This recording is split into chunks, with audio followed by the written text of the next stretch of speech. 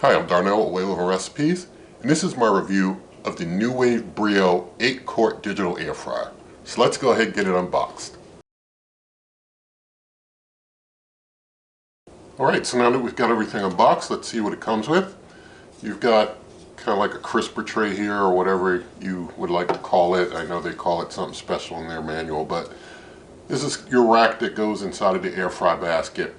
And it's got these like silicone bumpers on it. You leave those on.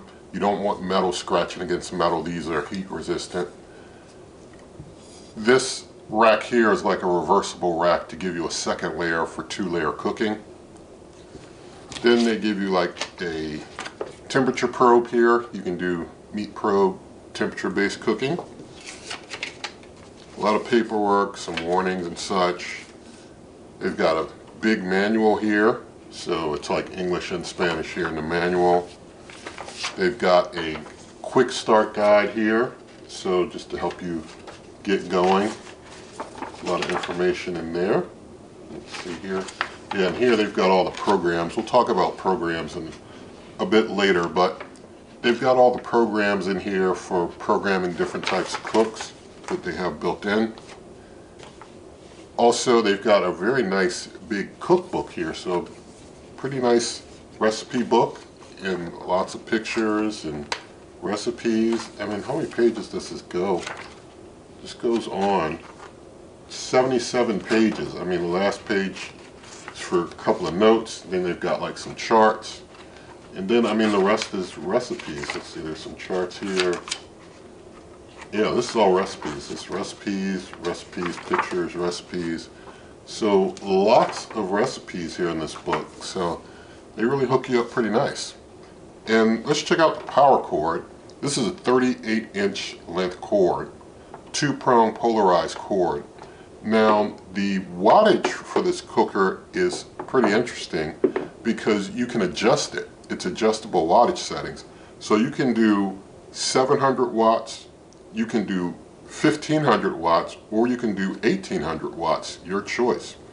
And if you don't know why a cooker would have wattage settings, then you're probably not in such a situation where you have a need. But you who are into like RV living or being on a boat or some situation where you're in a lower wattage need type of setting, you know very well about this, and that's might be one of the reasons that you're watching this review. But it's even a good option if you're in a situation where you have a lot of things on the same circuit. You still might want to keep things at a lower wattage setting so you don't blow a circuit. Because if you're going up to 1800 watts, you're going to be at the max. You don't want anything else on the same circuit when you're running this at 1800 watts, or you're going to blow the circuit. So even if you're in a regular residential home or apartment or whatever, and you don't want to blow a circuit because you got other things running on it, you still might want to run at a lower wattage setting.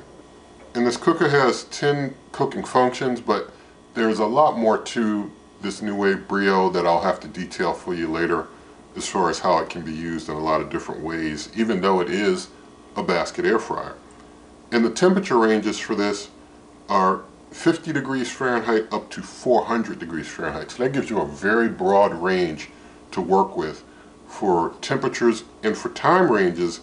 You can cook for up to 99 hours in 59 minutes. It does depend on function, and so I'll flash the various temperature ranges and time settings or time limits that are available on the screen for you to see, because there's just so many.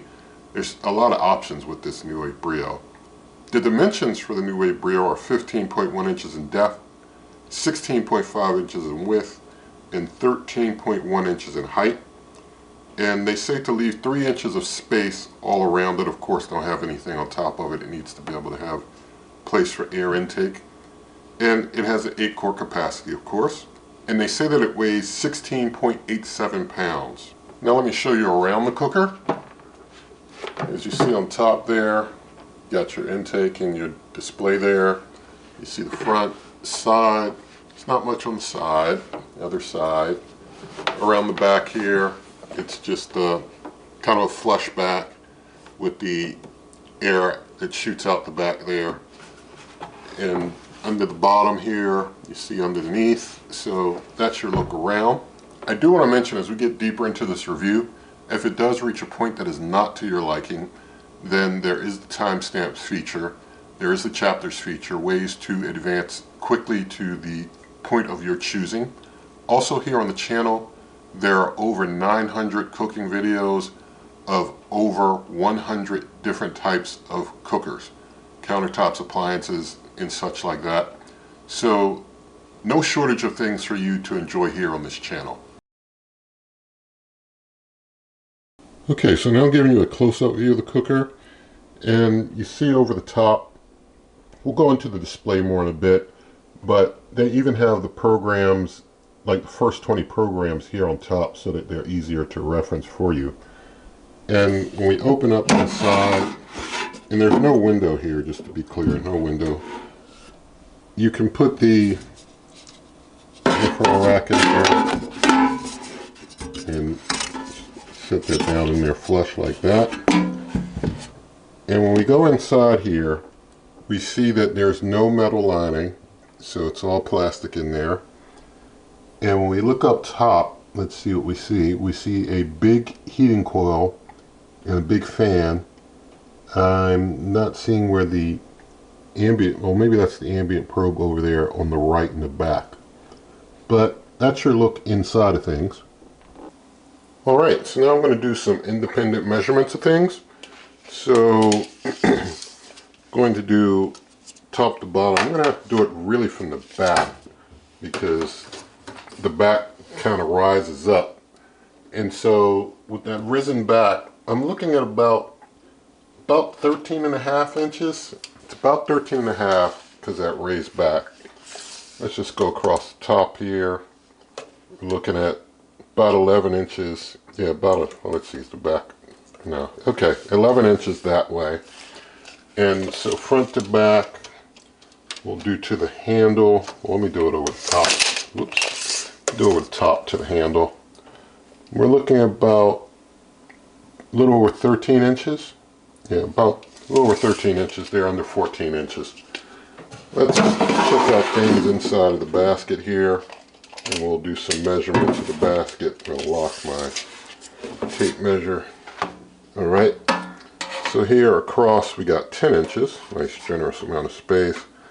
10 inches that way. It looks like inside it might be a little narrower, I'm not sure. I mean, because it kind of slants, so it's kind of hard to judge. Lord willing, I don't scratch anything. But yeah, when I get inside there, I'm seeing like less than 9 inches down deep in there. Let's see if I can show you that. When I, bend the tape measure down, less than 9 inches once you get down in there. So it's smaller, actually on the bottom. And also going the other way. It's just a little more than 9 inches that way. So you can't go off the top, I mean, unless you're talking about stuff you're going to stack up or something, but really you got about 9 inches or less, one way, and a little more than 9 inches the other way, down bottom there.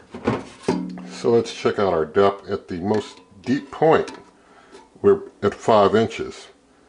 At the more shallow end, we are at, let's see, they were about 5 inches. Let's see. Let me do that again. Right here. Yeah, I mean, it's like maybe, yeah, it's about the same on both sides. I mean, one side maybe just a little more and the other side a little less, but about 5 inches. And then we do diagonal here, we see 11.5 inches. So those are some interesting measurements of things. Alright, so now we got the NuWave Brio next to the Gourmet 8-quart digital air fryer with window and light. Full review of this is here on the channel. And so we see, looking at them from the top, the Brio is just a little taller because it's got that raised top. And front to back, the Gourmet is a bit bigger. It looks like the Gourmet is a bit wider and bigger than the NuWave Brio, even though the Brio is a little taller. And the Brio, one thing about the Brio, it's got cord management on the back, which the Brio doesn't have. It's also got, of course, a window and a light, which the Brio doesn't have. And inside of the Gourmet, it does have the 2-level rack, reversible type rack, just like the Brio has. But it looks like the Gourmet's is a bit larger than the Brio's. The Brio's is definitely observably smaller for that second layer rack. And when we look into the baskets, the Gourmet's inside the Gourmet, you see a metal interior that helps hold heat in better than the NuWave. We'll have to see when I do the temperature testing, but I suspect when I throw thermal imaging on this Brio, I'm going to see heat like emitting all from around the lower side, but we'll see how that goes. And so let's see here in the basket of the Brio and the Gourmet. See those baskets together. The Gourmet, yeah, they're both pretty big baskets. Let's see, for height, I've got the Gourmet on your right now. They're about the same size baskets. Yeah, so baskets are about the same size. It's just the NuWave kind of does this slant thing that kind of visually can throw things off a little bit. And full measurements and all the Gourmet are here in the initial review of it. I just want to check out these racks and see. And it looks like the Brio's air fryer rack is a little smaller. It is. It's a little smaller than the Gourmet. So the Gourmet has more room for you to lay things flat on than the NuWave Brio. So that's pretty interesting. The Brio, you know, like I said, the baskets are about the same. Oops. Let me put this over here out the way. I want to look at the height of the baskets just to make sure. Yeah, the baskets are, no, actually the Brio's are a little bigger. Let me do it again, show you side by side better. Yeah, see the Brio's a little bigger as far as height. That's where it gets its 8 quarts. So the Brio's a little bigger on height, but the Gourmet is going to give you more width to put things in on a flat surface. Some things to keep in mind though, the Brio does have the meat probe option, which the Gourmet does not. Also, the Gourmet has the wattage setting adjustments. It also has programs. It has a sear option. So it's got a lot of options that you don't get in the Gourmet. Now we have the NuWave Brio next to the Ninja 4-in-1 Air Fryer Pro. Full review of this is also on the channel. This is a 5-quart air fryer. And so the Brio is definitely taller than it. Looks like the Brio is generally larger just overall. I mean, of course it is. It's a larger air fryer. And so full review of the Ninjas is also on the channel. And of course when we open up we see the smaller basket for the Ninja. I'm just going to compare their air fry racks though, just for comparison's sake. So this is the Ninja, this is the Brio, and the Brio's rack, I mean, the Brio's rack is just marginally, I mean, barely bigger than the NuWave. I mean the Ninja, not NuWave. The NuWave is just marginally bigger than the Ninja. This is the Ninja's rack. Really the Ninja's rack, no, actually the Ninja's rack, it's taller this way. The Brio is wider. The NuWave Brio is wider on the width. But the Ninja is taller as far as this way. That is very interesting how they are on size. I'm going to do something real quick. I just want to measure diagonally both of them and see what I get. So this is the NuWave Brio, and again we've got a little over 10 inches that way. Now I'm going to do the same for the Ninja and see what we get. And here we get we get 10 and a half. Yeah, it's 10 and a half. Let's check the NuWave again. It's under 10 and a half. It's just under 10 and a half. It's about 10 and a quarter. So I think your overall area for the Ninja for a flat surface might be bigger on the Ninja than the Brio, which is 3 quarts larger because I mean it's got a much bigger basket for sure, but you have to stack to make that work, whereas with the Ninja things, you know, you got a single layer that you can put more things flat. So that is very indeed interesting. Of course with the NuWave you do get a lot more function and features than you do with this Ninja, but you'd have to see a full review to see the difference there. So you get a lot more function and features, but if just flat surface cooking, you get a little bit more on this 5-quart Ninja, which is very interesting. Okay, so now it's time to get things plugged in and powered up. So let's see here. So yeah, so we got things plugged in and we see that it just kind of flashes on and goes off, but you got your power button there to get things turned on. And before I really get deep into the different functions, I do have to say that NuWave products are the most programmable of any countertop cooker I'm aware of. And so this is just to run through the functions and basically to give you an idea of how they all work, but it's going to be a long, complicated bit of explanation just to give you an upfront warning about that. And so they do have a way to mute and unmute the beeping sounds. So the sear and the stage button here, this stage and sear, if you hold those at the same time, let's see, sear and stage. Okay, that did it. You got to hit sear first and then press stage. So now if I hit watts, no beeping. And I've got it on 1800 watts. And you can do that again, hit sear and then stage to turn the beeping back on if you want to hear a lot of beeping. Now if you don't want to go through the long explanation that I'm going to go through of how every function works, and you're just someone who just wants to get up and running cooking, all you have to do, very simple if that's all you want to do. You've got temperature here, you've got time there, and so like temperature, let's say I wanted to up that to like 400, and time, let's say I wanted to just do 10 minutes. That's all you do, and then there's a start pause button and you hit that. It will have a preheat. There is a preheat indicator here. You don't want the preheat, you can press that, turn your preheat off, and you won't preheat for that cook. But it will default back to preheating unless you turn that off before the cook. I'll tell you how you can permanently turn that off later. Also, it's going to do a turn reminder partway through the cook. But if you just want to get up and running, you just set your temperature, you set your time. If you want to turn preheat off, you can. If you want preheat on, you can. And you just hit start, and bam, you're off and running to do your cook if that's all you want to do. And so now to get more into the deeper features of the cooker, we've already talked about preheat a little bit, but we're going to go more deeper into preheat. And so you can adjust the cooking temperature, of course, before you do your preheat. If you're already in a cook and you want to stop the preheat because the preheat started, you can just press the preheat button while preheat's running, and that'll basically skip the preheat. But if you do go through a full preheat, after it's done preheating, it's going to show ready on the display, and then it'll give you a 10-second countdown, so you want to jump in there at that point.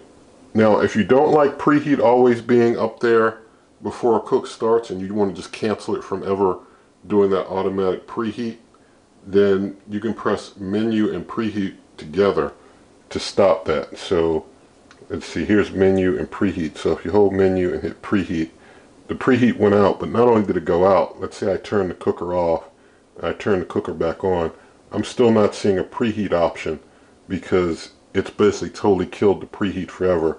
But if I did want to suddenly, decide I want to do a preheat for one cook, I could just hit preheat here and it'll do preheat for this one cook, but not all the time if you rather have it where you're not always having a preheat, but you sometimes want to select it. Now let's talk about the meat probe function. Basically with that, you put the probe into the deepest part of the meat, and then you're going to put the jack part, like this is the meat part and this is the jack part. You take this little cover off to stick it into the meat. And then there's this jack part, and there's a receptacle here, a receiver for the jack right there. And so you put it in there, your meat, and into the jack there to get it all hooked up. So just to demonstrate for you, I'm going to get it plugged in. Let me make sure I find where it goes. Yeah, right there. So I got it plugged in, and let's just imagine that I've got it in a big piece of meat now. So I'm going to open up here and I'm going to put it in, and I guess you put it here on the side when you put it in because here it's kind of raised and you don't want to disturb things there, I think. So I'm putting it in here on the side and closing up. Yeah, and so it closes flush with it when you put it in on the side there like that. So that's pretty good. And once you've got it in and you've got everything all set up, then you're going to press and hold the probe button there for 1 second.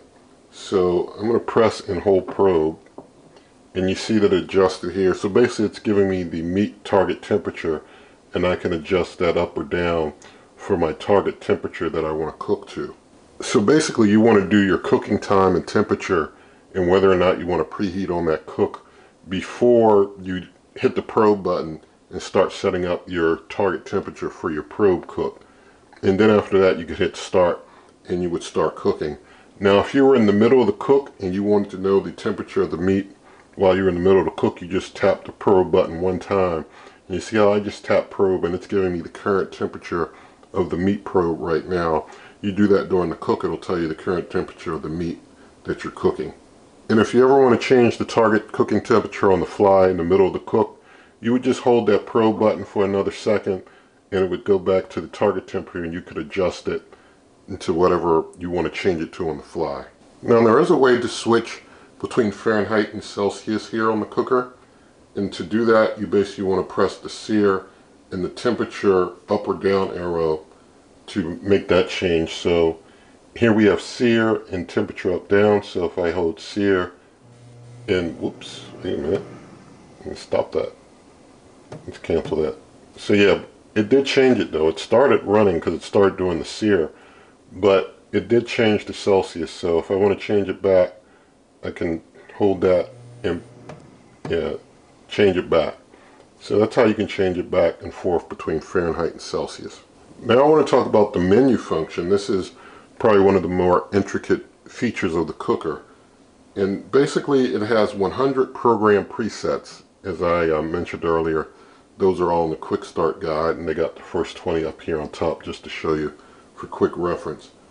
And also there are 50 slots for customizable settings. So 1 through 100 are their locked in, factory locked in presets. And then 101 to 150 you are able to customize to whatever you want. And so basically to get into functions you press menu, and then you can use up down. You can use up down on that side, you can use up down on this side. Either side you can use up or down, but you're basically going through the different options of presets to get to the number of presets you want. And then after that you basically just hit start and go. And you can find more details about each function in the quick start guide, even though they give you some quick reference up here. You can double check the preset number during a cook by pressing the menu button during a cook, and it'll tell you the preset number again. And you can adjust the time and temperature on the fly during one of these preset cooks while the program's running, just like you could with any other cook. And some presets have a built-in preheat, so just keep that in mind. And to view preset settings before the cook, you basically want to go to the preset you're on, like I'm on preset number 3, and then you would press the stage button, and the stage is going to tell me what the preset has in it. So I hit stage and it says, well, I'm doing 300 degrees Fahrenheit, and if I hit stage again, that's stage 1, and then stage 2, 290 degrees Fahrenheit. And so that's all the stages that it has. It has 2 stages, so 300, and then I got to hit time to see that it's 5 minutes. And then if I hit it again, 290, and I see that's 5 minutes.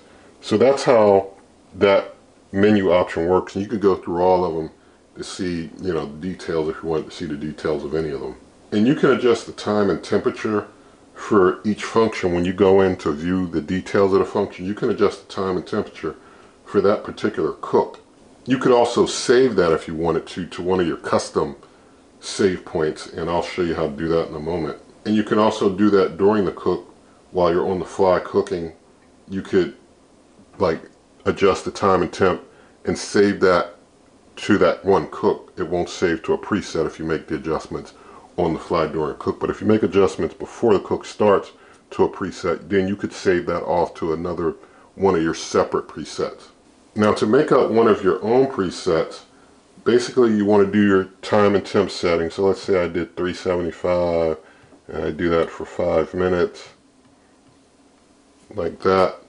So once I have that, I can basically press and hold menu for 1 second, and you see it jump to 101. So that's the empty slot that I can put it in, is 101. And so I could use up and down to go to another number. If I don't like 101, I want to use another number to remember it by. I could do that between 101 and 150. But to save the 101, I hold the menu button for 1 second. And it's saved now as my 101 menu choice. So let's say I turn things off, turn things back on. I hit menu, and I'd have to go up to 101. So you see it goes, rapid run up to, let's go back to 101. So we're at 101, and if I hit stage, it says, hey, I'm 375, I'm 5 minutes. I just saved my preset. You can also use the same method to overwrite a previous preset. If you wanted to overwrite one, you just go to the one you want to overwrite, and you can save to overwrite it. Just remember, you can't change the factory presets between 1 and 100. You have to keep yours at 101 to 150. Now let's talk about the warm function. To have a warm run at the end of a cook cycle, you enter your desired time and temperature for cooking time and temperature, and then you press warm so that the warm after the cook is over. So like I got a time and a temp, and if I just hit this warm button there, it shows the time and temp for warm. I could adjust the temperature for warm here if I wanted to now, and time for warm, but if I hit start, it's going to go over to 350. Whoops, actually I turned it off, sorry. So I hit warm, and then I hit start. And so it's running now. You see it's running at that 350. So it starts doing that run of 350, and then it's going to jump over after that cook is done into the warm setting that you saw at the default of 140 for warm, just to keep things warm after the cook. You could add warm after a preset if you want by just going to your preset number, then hitting warm, and then hitting start, and then you'll have a warm at the end of that preset cook. Now if you just want to run warm as its own function, you just hold warm for a second, and it just kicks right into warm. You could adjust the time and temp on the warm setting. It's doing 140 for like an hour by default. So also another way to stop it, like once warm's running, you can also just press warm again, and it'll automatically stop the warm cycle. Now for the reheat function, if you want to just quickly reheat something, you hold reheat for a second, and bam, it jumps right into reheat. It's doing like 4 minutes, 350. That's your reheat. You can hit it again just to kill the reheat if you want to just quickly stop it. Now let's talk about the sear function here. And basically with the sear, you can sear before or after a cook. The default for sear is 400 degrees for 5 minutes. And just like warm, you would set things for the sear. Same way I showed you how to do warm, that's how you invoke sear. But sear has a little something more special to it. Sear has two options. It has a sear 1 and a sear 2. So like sear 1 is before the cook, and if I hit sear again, sear 2 is after the cook. So if I got 1 and 2 together, it's going to sear before and it's going to sear after. But if I hit sear until 1 is gone, then it's only going to do a sear after the cook. So 1 is before, 2 is after. 1 and 2 is going to do a sear before and after the cook. And you can also, when you got sear on, you can adjust the time and temperature of the sear up to about like 30 minutes, but it's a 400 degree cook. Now let's talk about the stage function, because you can cook in stages if you want. And so basically you can do cooking with different steps. Basically, like you could have it 350, then go down or up to 400 or something like that for different times and temperatures in different stages. And to do stage cooking, you basically hit the stage button. Starts with stage 1, you set your time and your temperature. Then you hit stage 2, you set your time and your temperature. You can do up to 5 stages setting time and temperature. After you've got all your stages in, if you only want 2 stages, don't go to stage 3, 4, or 5, because they'll basically be set to 0. Like stage 5, I didn't change anything, so it's saying 350, but it's 0 minutes. So it's not really going to do it unless I set it. But after you got your time and temperature set for each stage you want, you hit start, and it runs with that, and it does that stage cook.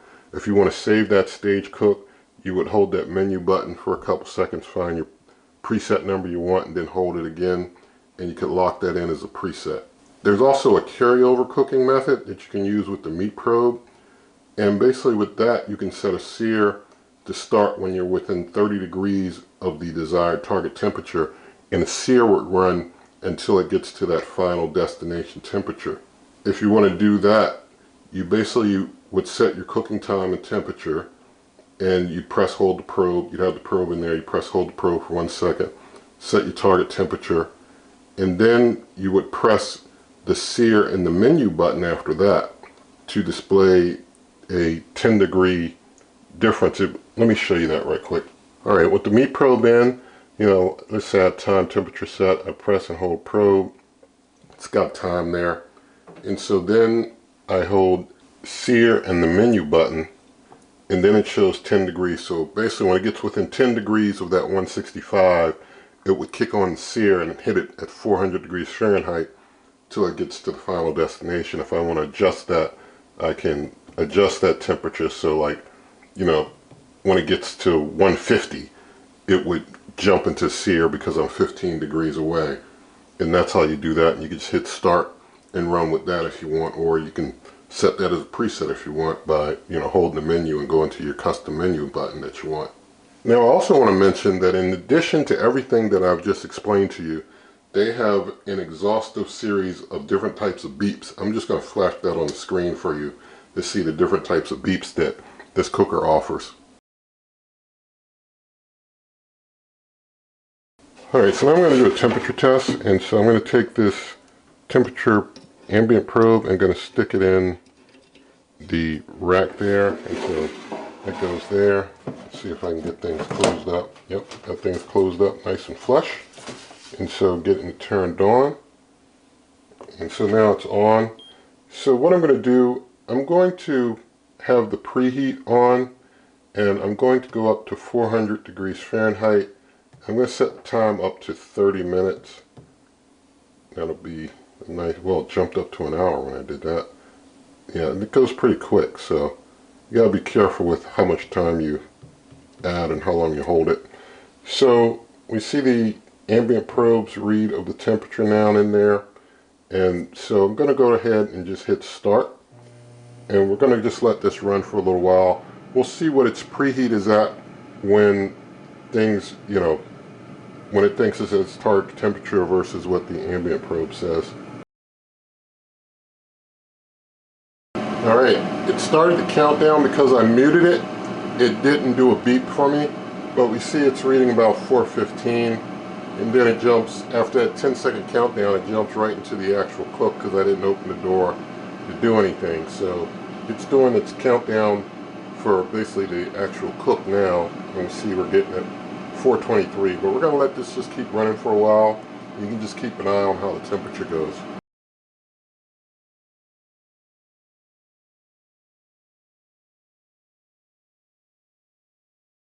Alright, so now I'm doing a sound decibel check.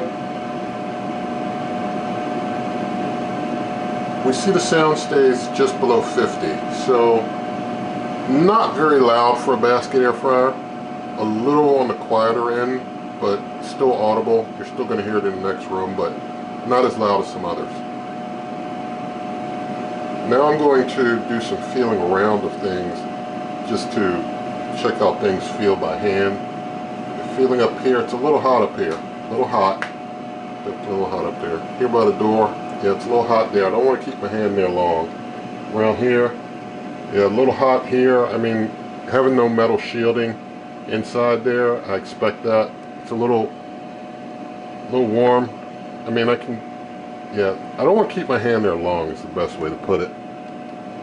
I mean, all around, it's not like I'm going to burn myself by touching it, but I don't want to keep my hand anywhere very long for the exterior of it. And feeling down here, yeah, the table is cool. So the table's cool, handle's definitely cool. Alright, now I'm using a thermal imaging camera. And so we see down bottom there where the basket is the hottest area.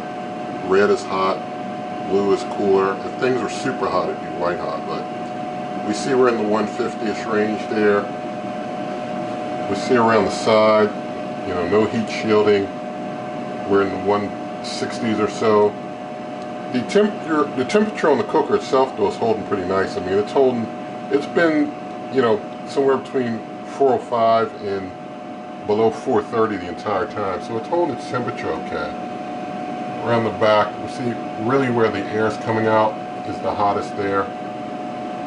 But down bottom here, yeah, it gets pretty hot down bottom there where there's no heat shielding. Let's look over the top. Over the top and the back where I have my hand there is, you know, the warmer spot. And so I'm going to try and go around to the other side so we can see how things look on the opposite side of things. And we see, you know, as well, same deal down here. You know, that's the consequence of having no heat shielding. You're going to have more heat coming off of there. So that's a thermal imaging view of things. Now I'm going to test if opening the door will auto pause. So open it up. It does auto pause when you open the door, so that's a good deal. And when close, it auto starts again. Now when I hit start pause, that also pauses it. If I hit start pause again, it'll just start it up again. If you want to totally kill the cook, then you gotta basically hit your power button to just totally shut things down. To make changes on the fly, let's say I want to change the temperature, see what happens. And I think it did take that. Now if I want to adjust the time, I'll go up to 30 minutes again. So yeah, so it took the time change, it took the temperature change. So easy to make changes on the fly. Now let's see if I basically turn things off to end the cook and I turn it back on. You see it defaults back to its 350 15 minutes. It always defaults back to that when you turn it off and back on. So it doesn't have any memory outside of the presets that you set. But as far as those presets that you set, let's say that I unplug it. And so I've totally unplugged it.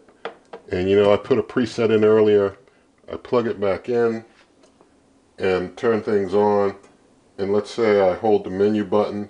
I go to 101 and I say, well, let's see what is going on in 101. It's still at 375, 5 minutes. It remembers the preset that I lock in even if I unplug things. So pretty good deal. It also, you know, remembers that I have no preheat. Yeah, it remembers I have no preheat set. It remembers not to do any excessive beeping. It remembers my wattage that I had at 1800. So it remembers everything in that regard when you turn things off, even if you unplug it. Alright, something else I wanted to mention, after a cook is done, it doesn't do any cool down fan type stuff. Once it's done, it's just done and it shuts off. So you have no concerns about a fan running after a cook or any of that stuff, unless you set the warm setting that I explained earlier to, you know, have things keep warm. And also with this cooker and any new cooker, you want to do a burn off because it has like chemicals and things from shipping. And it is a strong smell during the burn off with this cooker, but put all the accessories in, run it at 400 for, I did 30 minutes to, you know, do a nice long burn off. And it's going to be a pretty strong smell, but any type of appliance, cooking appliance, even if it's conventional, it's going to have a burn off initially. So be sure to do that with this. Alright, so after I did a burn off, I did want to mention that even though the handle is cool touch, down here under the handle, this area down here gets kind of hot. I mean, it gets pretty warm. So when you're, you know, opening and closing, make sure that you're handling this part of the handle. That stays cool. But this part that is closer to the door gets kind of warm, and you might want to be careful with that. I'm going to go ahead and do a toast test now. And I've got 2 slices of my homemade whole wheat light sourdough bread here. There's a video here on the channel of how I make it. But I've got 1 slice that's buttered, 1 slice that's not buttered. And I'm just going to put them in. I'm not going to turn them over, even though I know I would have to do that if I really want to get even toasting on both sides. I just want to see how it does with things not being moved at all. Things are still pretty warm in there from doing a burn off, but I'm going to close up. The bread and butter are room temperature, and so I'm going to turn things on. I'm going to go up to 400 degrees Fahrenheit, and I'm going to give it 6 minutes of cooking time, and we'll see how that does. This bread's very resilient. Store-bought stuff would be done way quicker, but we're going to hit start. I'm going to let that run.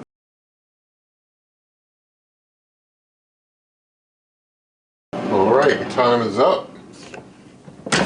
You hear that quick end with no extra fan action afterwards, so that's pretty cool. Got the bread on out.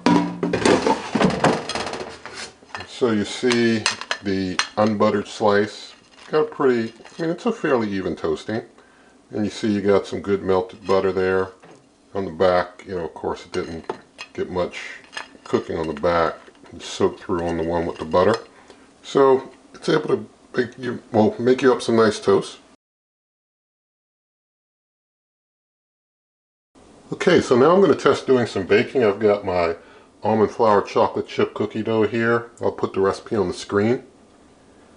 And I've basically got 9 of them laid out to try and have few enough to fit in comfortably, and I'll put this parchment paper in there with them. But first I'm going to do a preheat, so turning things on, bringing the temp down to, let's do 325 to try not to overcook things. And we'll do 20 minutes, maybe we'll need that much, maybe not. And I'm going to hit the preheat to make sure that it does a preheat before that goes. And going to hit start. And so it's already kind of warm in there, so it should preheat pretty quickly. Then we'll get the cookies in.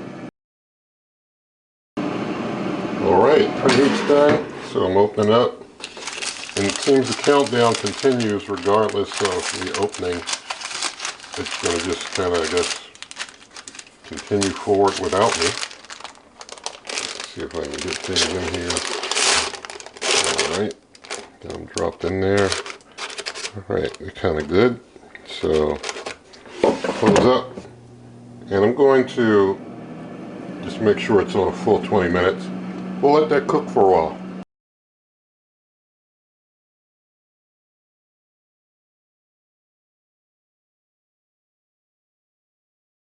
Alright, 15 minutes of cooking. I'm going to give it a check. Things are, you know, getting kind of heavily done on top. I think they are going to need a few more minutes though. And it looks like we're getting more cooked, notice, in the back than in the front. If you can see, let me hold it up. You see the back is getting more heavily cooked than the front. So that's pretty interesting. The cooker cooks harder in the back than the front. But we got to give it a few more minutes. I'm going to give it about 3 more minutes. And then, Lord willing, they'll be done. We'll check. Alright, 18 minutes, hitting the pause. And let's see what we got there. You can see them in there now. Yeah, they're done now. So, it took 18 minutes at 325. Not too bad.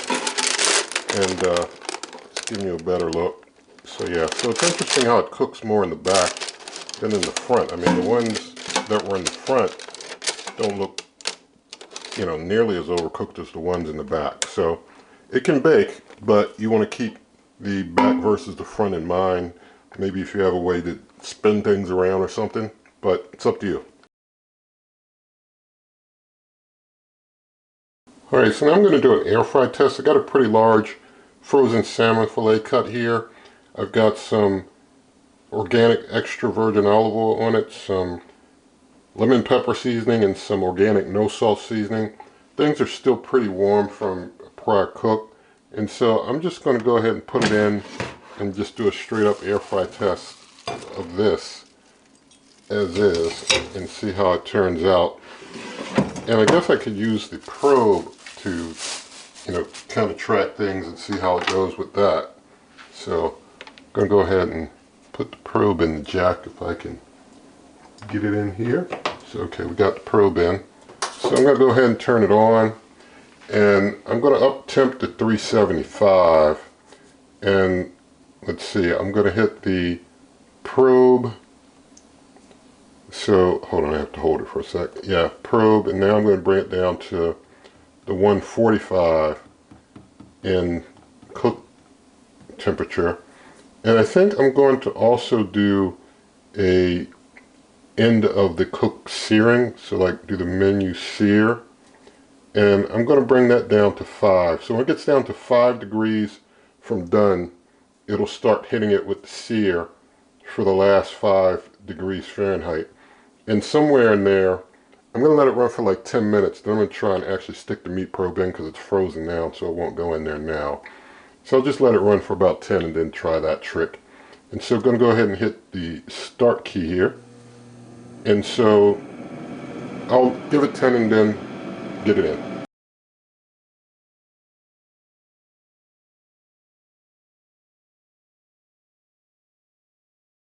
Alright, things have been going for roughly 10 minutes, so I'm going to hit the pause.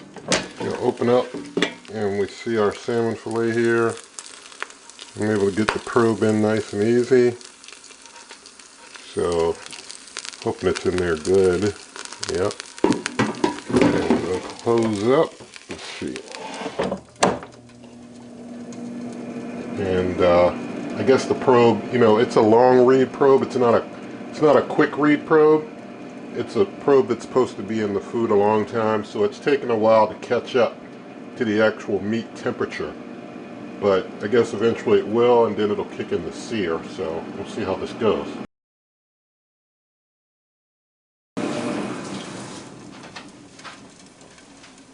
Alright, so it's over. So let me get a plate to get that out with real quick.